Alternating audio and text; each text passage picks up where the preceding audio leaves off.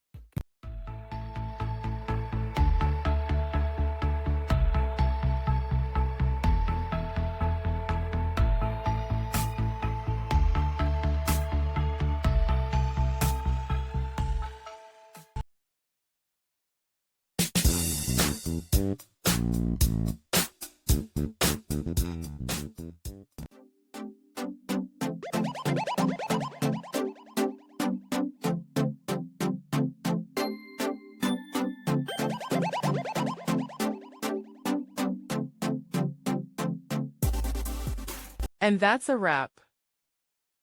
I hope you found the answer you were looking for. If you did, take a second to hit that subscribe button. It really helps out. And let me know in the comments which solution worked best for you.